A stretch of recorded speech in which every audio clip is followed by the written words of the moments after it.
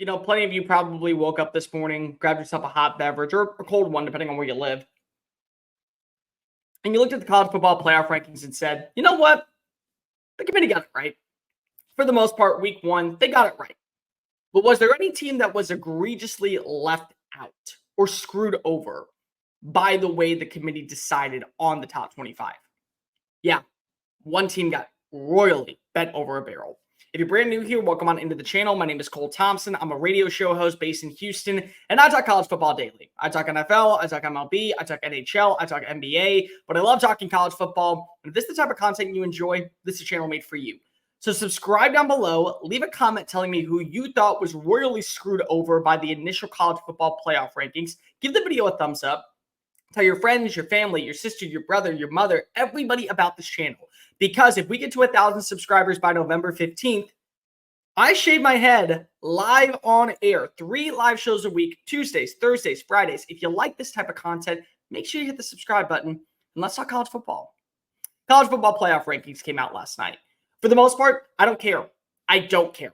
I don't think anybody should really be emphatically enthralled with what we saw in last night's rankings. Because here's the good part, people. Everything's going to work itself out. Ohio State at number 1. You have a problem with it because their offense ranks 32nd and they barely beat up on a Youngstown State or an Indiana team. Well, they have 2 top 10 wins, which nobody else in the country has. And they have to play Michigan, who at this point looks like they're going to run the table and be undefeated in the Big House. You win that game, you've justified your schedule. You lose that game, well, Michigan now is going to be number 1. So it works itself out. Georgia's the 2-time defending national champion. I would understand if you want to put them at number 3, as low as number 4 if you really felt that way. But their schedule is about ready to go Super Saiyan, and they're about ready to go nuclear on every team that they face. The one thing you didn't want to do was piss off Kirby Smart and those in Athens with the feeble college football playoff rankings. You did. You woke up the Bulldogs, and now games against Missouri, games against Tennessee, games against Ole Miss are not only must-see television, those have a shot at being perennial beatdowns on those programs.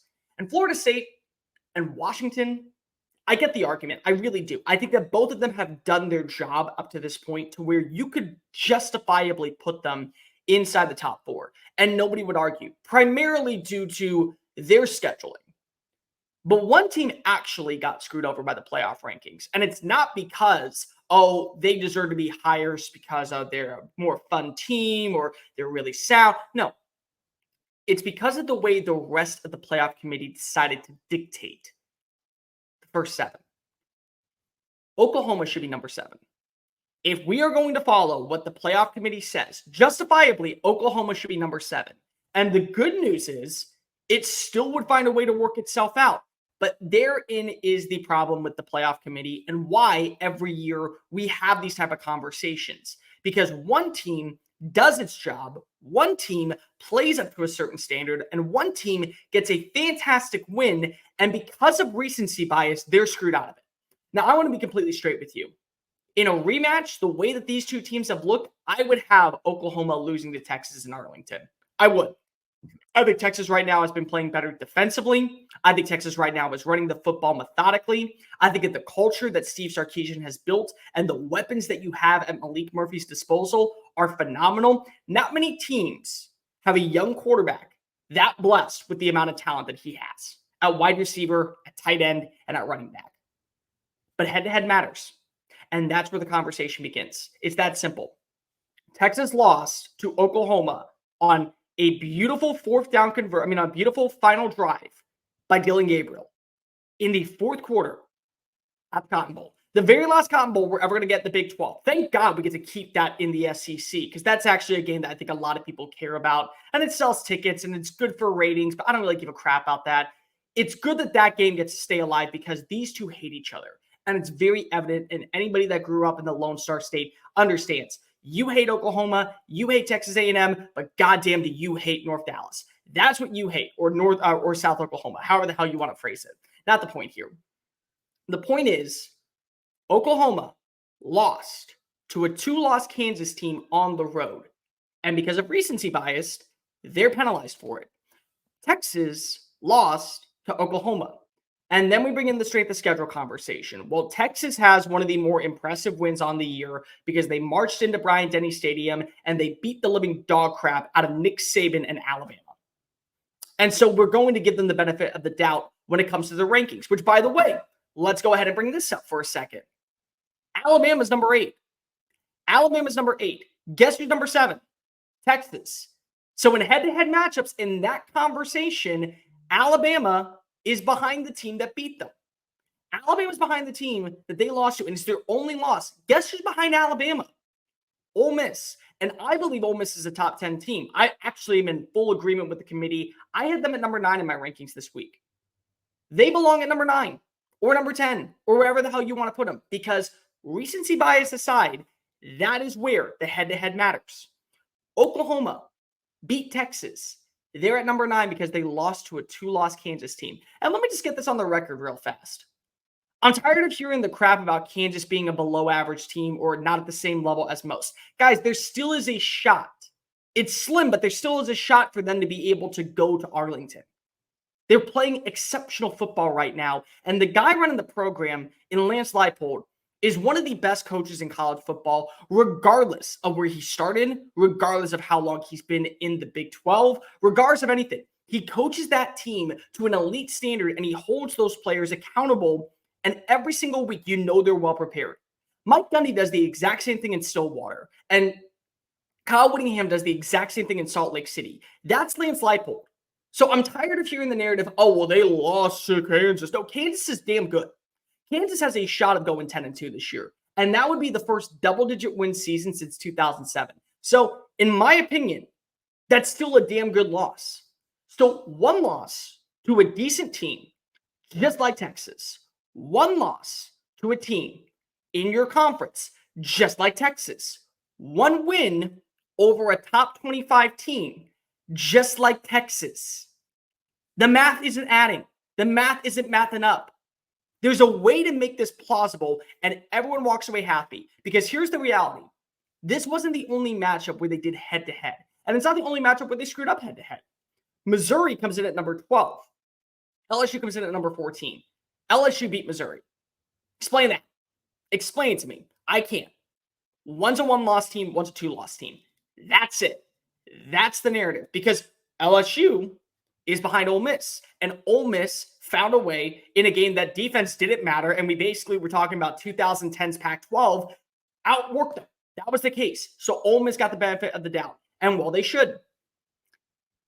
But then you look at Washington versus Oregon. Oregon right now is a better team than Washington, in my opinion. They are. They're playing more methodically. They have a better front seven. Their offensive line is about as stable and stout as you want. The way that I view Oregon right now is their Pac-12 players at the skill position, their SEC offensive and defensive linemen, and then Big Ten linebackers.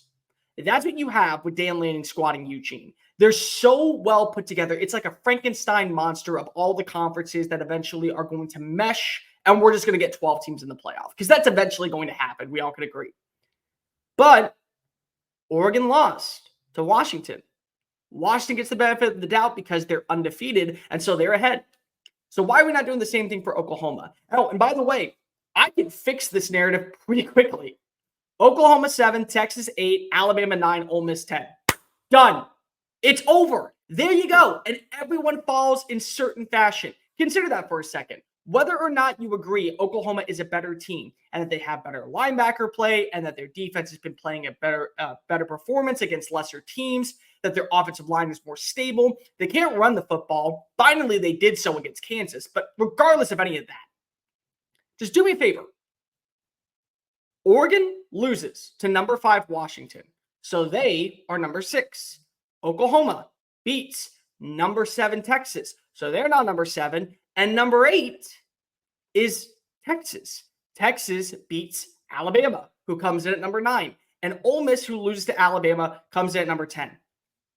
This shit's easy. It's so damn easy. And this is the only reason why we have a problem with the likes of the College Football Playoff Committee. Because all of this could be figured out in 5 seconds and everything will work its way out. Oregon and Washington potentially are going to be playing against each other in the Pac-12 title game. Guess what? Whoever wins that game earn their right to go to the college football playoff. Michigan behind Ohio State. One of them's going to win. One of them's going to lose. One of them is going to earn their ticket to the college football playoff. So it works out. Alabama plays LSU this weekend. They win. They coast their way to the SEC title game. Guess what happens? Ole Miss gets screwed out because they could finish 11-1, but their one loss came to another 11-1 team. Works its way out. And if Ole Miss somehow continues to win and Alabama loses this weekend to LSU, Ole Miss now jumps in the driver's seat because at that point, they would be a one-win team. And at the end of the year, they would be 11-1 and Alabama would be 10-2. So it all works its way out. But based off what we saw with the rankings last night, based off how Oklahoma played at the start of the year, and based on how recency bias plays a major dividend in everything that we see with the CFP, Oklahoma was the one team that's allowed to be screaming and hooping and hollering this morning because they deserved the number 7 spot, just like Washington deserved number 5, just like Alabama deserved number 8, just like everybody else deserved their spot because of head-to-head matchups. You want to pull up straight the schedule? I'm totally cool with it when it's time to decide who belongs in the Final Four. But everyone else got the benefit of the doubt on Halloween. And the only trick that we saw was Oklahoma and recency bias, keeping them out at number 7. Hey guys, thank you so much for watching that video. Don't hit the X button yet. Make sure you hit subscribe to keep up with all of our daily content found on Just Saying It and anything else that we post on this channel. Bye.